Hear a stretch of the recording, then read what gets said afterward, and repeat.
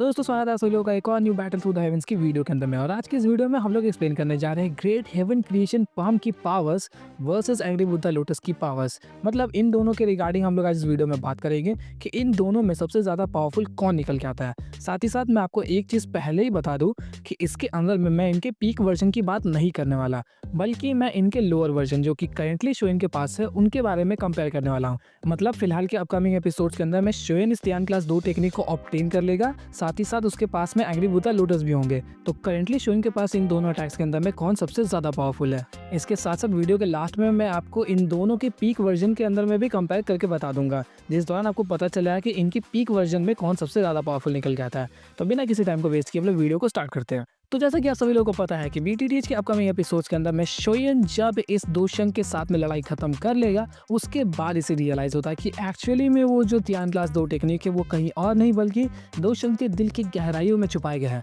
मतलब एक्चुअली में ये जो तियान क्लास 2 टेक्निक है वो उसके रिब केज के अंदर में कुछ बोन फ्रैगमेंट्स है उसके अंदर में सील करके रखा गया था, और सभी लोगों को लग रहा था कि ये स्क्रोल्स के अंदर में कैप्चर्ड होंगे, जिस वजह से सब लोग बंदर की तरफ फुदक फुदक के अलग अलग स्क्रोल्स को पकड़ रहे थे। लेकिन शोयन एक लौता कल्टिवेटर था जिसने इस चीज को नोटिस किया कि एक्चुअली में ये जो तियान क्लास 2 टेक्निक है वो दोशंग के काफी दिल के करीब था, तो वो इसे आसानी से किसी स्क्रोल में कैप्चर कर दे ये इतना आसानी से हो तो नहीं सकता। यही कारण था कि शोयन ने इसे सबसे पहले नोटिस किया, और जब ये फाइट खत्म होगी तब शोयन दोशंग के उस चीतड़े उड़ाए गए स्केलेटन के अंदर जाके उन 4 ब्रोन फ्रैगमेंट्स को ढूंढ लेगा जिसके अंदर में एक्चुअली में ये तियान क्लास 2 टेक्निक था। फिर इसके बाद जब एंशिएंट इवेंट्स के अंदर का लफड़ा पूरी तरीके से खत्म हो जाएगा तब वो वापस आएगा फॉलिंग स्टार पवेलियन के अंदर में, और यहाँ पर आकर जब उसने सोल बेबी फ्रूट को मास्टर यालो को दे दिया ताकि वो अपने स्पिरिचुअल लेसन्स को रिकवर करे, तब उस दौरान शोयन इन चारों बोन फ्रैगमेंट्स के अंदर से उस तियान क्लास 2 टेक्निक को एक्सट्रैक्ट कर रहा होता है, और उसके बाद ही वो उसे रिफाइन करना स्टार्ट कर देता है। और लिटरली ये इतना ज़्यादा पावरफुल था कि जब शोयन इसे रिफाइन कर देता है तो उसने पूरे फॉलिंग स्टार पवेलियन को हिला के रख दिया था, क्योंकि जैसे ही शोयन ने उन चारों बोन फ्रैगमेंट्स से उसको एक्सट्रैक्ट किया उसके बाद ही वो उसको रिफाइन करना स्टार्ट कर देता है। रिफाइनमेंट के दौरान उससे वहाँ पर जाओ हुआ, यानी कि एक्चुअली में जो दोशन है उनका नाम हमें जाओ हुआ देखने को मिलता है, उसकी थोड़ी सी झलक दिखाई जाती है। और उस दौरान वो वहाँ पर शोयन को बताते हैं कि एक्चुअली में जो तियान क्लास 2 टेक्निक है इसका नाम है ग्रेट हेवन क्रिएशन पाम, और इस अटैक को उस सेंट ने यानी कि उस दोशन ने अकेला क्रिएट किया है, कई सारे मतलब 100 से भी ज़्यादा 2 टेक्निक्स को एक साथ मर्ज करके। और ये लिटरली इतना ज़्यादा पावरफुल है कि ये स्काई शैटरिंग एनर्जीज को पोजेस करता है, मतलब इसका एक बार पूरे आसमान को चीर के रख देगा। और जैसे ही शोयन को इस बात के बारे में पता चलता है तो वो वहाँ पे काफ़ी ज़्यादा एक्साइटेड हो जाता है, क्योंकि एक्चुअली में उसने एक तियान क्लास 2 टेक्निक को ऑब्टेन कर लिया है। इसके बाद शोयन उस रिफाइनमेंट प्रोसेस को स्टार्ट करता है, तो उस दौरान वहाँ पे कई सारे कॉम्प्लिकेटेड चीज़ें थी जिसे शोयन को समझने में थोड़ा टाइम लगा, लेकिन धीरे धीरे करके उन सभी चीज़ों को समझकर शोयन इसकी रिफाइनमेंट प्रोसेस में और भी ज़्यादा आगे बढ़ने लगता है। तभी उसे पता चलता है कि ग्रेट हेवन क्रिएशन पाम को इस्तेमाल करने के लिए उसकी बॉडी की जितनी भी दोकीज है वो सभी की सभी उसके पाम यानी कि उसके राइट हैंड के अंदर में सबमर्ज हो जाएगी। और जब वो सभी दोखी एक जगह पर सबमर्ज होगी तो उसके हाथ को इस लायक होना होगा कि उन सभी दोकीज को वहाँ पर वो झेल सके, वरना अगर उसके हाथ उस चीज़ को नहीं झेल सकता है तो उसके हाथ के वहाँ पे चीतड़े उड़ आएंगे। लिटरली सिर्फ हाथ के नहीं बल्कि शोयन के भी लगभग चीतड़े उड़ सकते हैं, और वो इतना ज़्यादा पावरफुल था कि शोयन इससे घबराया था। तभी उसके सामने में आता है गोल्डन स्पिरिट सीरम, और ये एक तरीके का ऐसा सीरम था जो कि किसी के भी हाथ को उस लेवल तक पहुंचा सकता है कि वो इस तियान क्लास 2 टेक्निक के अंदर में जो भी ब्लैक ऐश हो उन सभी चीज़ों को झेल सके। जैसा कि मैंने आपको बताया कि सभी दोकीज उसके राइट हैंड में कंजर्व हो जाएंगे, जिस चीज़ को झेलना काफ़ी ज़्यादा मुश्किल हो सकता है। और इस गोल्डन स्पिरिट सीरम का मेन काम यही था कि वो उसके हाथ को उस लेवल तक पावरफुल बना दे कि इन सभी ब्लैक ऐश को वो वहाँ पर झेल सके। इनफैक्ट उस अटैक्स को सही तरीके से इस्तेमाल करने के लिए उसके हाथ का काफ़ी ज़्यादा स्ट्रॉन्ग होना बहुत ज़रूरी है, और ये गोल्डन स्पिरिट सीरम उससे और भी ज़्यादा स्ट्रॉन्ग भी बना देता है। एक्चुअली में जो 2 टेक्निक है उसके अटैक करने का मेन प्रिंसिपल यही है कि पूरी बॉडी से जितनी भी दोकीज है वो सब राइट हैंड में आके कंजर्व होगी, फिर एक साथ वो उसके साथ में हमला कर देगा।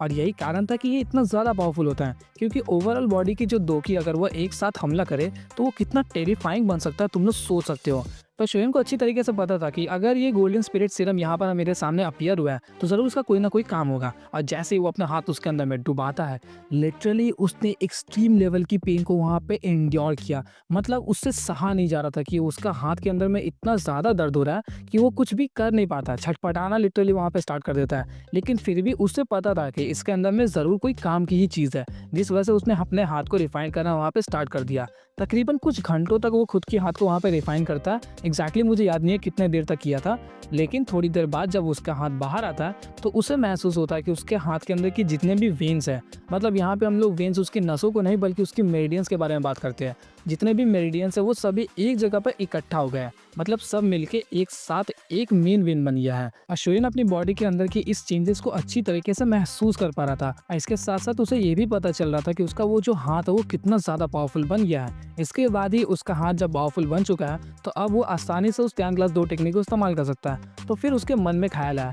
क्यों ना एक बार ट्राई किया जाए, और लिटरली ये मोमेंट था जिसके बाद हम लोग को पता चलता है कि त्यान क्लास 2 टेक्निक अगर कोई जिंदा आदमी इस्तेमाल करे तो उसकी पावर्स कौन से लेवल पर होती है। बस उसने सोचा और थोड़ा सा अपने हाथ से उस अटैक को करना स्टार्ट किया, और जब वो उस हमले को करना स्टार्ट करता है तब थोड़ी ही देर के अंदर में उसके हाथ से काफी तेज गोल्डन रोशनी रिलीज होना स्टार्ट हो जाती है। फिर थोड़ी देर बाद वो सभी गोल्डन रोशनी एक साथ एक जगह पर सर्कुलेट होने लगती है और उसके अंदर से एक ब्लैक लाइट अपीयर होता है, और यही ब्लैक लाइट था हम लोगों का ग्रेट हेवन क्रिएशन पाम। थोड़ी देर बाद वो ब्लैक लाइट जो सर्कुलर फॉर्म में अपीयर हो रहा था वो धीरे धीरे करके बड़ा होने लगता है, और उसके अंदर में सभी तरीके की स्पेशल एनर्जीज वहाँ पे अब्जॉर्ब होने लगती है। और वो लिटरली इतना ज़्यादा पावरफुल था कि पूरा फॉलिंग स्टार पवेलियन इस पावर को महसूस कर पाता। पूरा फॉलिंग स्टार पवेलियन वहाँ पे हिल गया था, मतलब सभी सेक्ट डिसाइपल्स, एल्डर्स, यहाँ तक कि मास्टर यारा और फंजुनजी वगैरह भी उस चीज़ को देख के चौंक गए थे। थोड़ी ही देर में सभी के सभी लौंडे वहाँ पे पहुँच जाते हैं, और शोयन ने काफ़ी मुश्किल से उस अटैक को वहाँ पर रोका,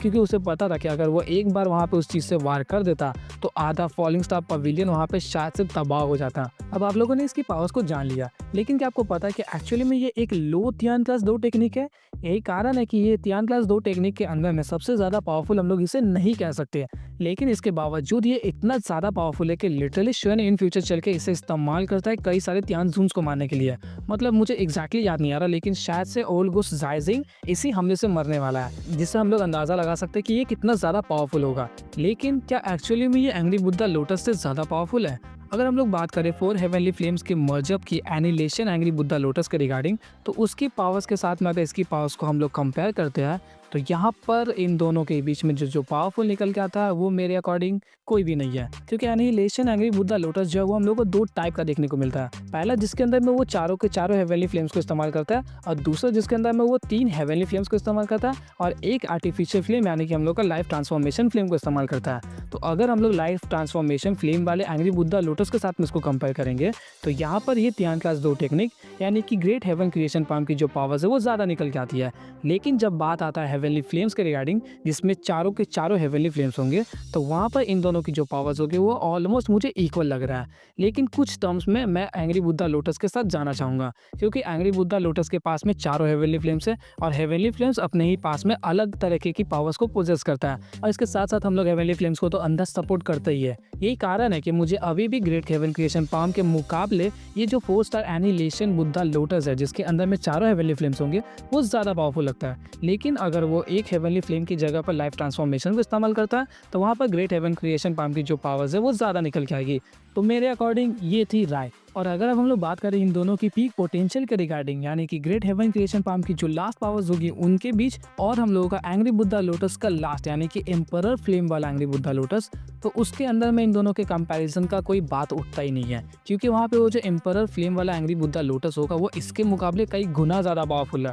मतलब हम लोग उस चीज़ का अंदाज़ा भी नहीं लगा सकते। तो उन दोनों के बीच में कंपैरिजन कर पाना यहाँ पर तो फालतू का बस टाइम वेस्ट होगा। तो मेरे अकॉर्डिंग ये थी राय। तो आप लोगों को क्या लगता है कमेंट करके ज़रूर बताइएगा, और मैंने अगर किसी भी पॉइंट को मिस कर दिया है तो आप लोग उसे करेक्ट कर सकते हैं। और हाँ, बाद में मत बोलना कि नॉवल पर जाके मारना इस पर, क्योंकि मुझे भी पता है कौन सी पावर्स ये दोनों पोजेस करते हैं। इनफैक्ट ये जो त्यान क्लास 2 टेक्निक है उसे शोयन इन फ्यूचर चल के अपग्रेड भी करेगा, जिस वजह से मैं इसके साथ अभी भी हूँ। लेकिन एंग्री बुद्धा लोटस की जो बात है वो डिफरेंट है। So that's all for the video. मुझे पता है कि आप लोग एंग्री बुद्धा लोटस के अंधे वाले फैंस हो, तो आप लोग इस वीडियो के ऊपर में एक लाइक और एक कमेंट करो, जिससे मुझे पता चल जाए कि कितने लोग एनिहिलेशन एंग्री बुद्धा लोटस को पसंद करते हैं। तो मिलता है आपसे एक और इंटरेस्टिंग वीडियो के साथ, तब तक के लिए गुड बाय।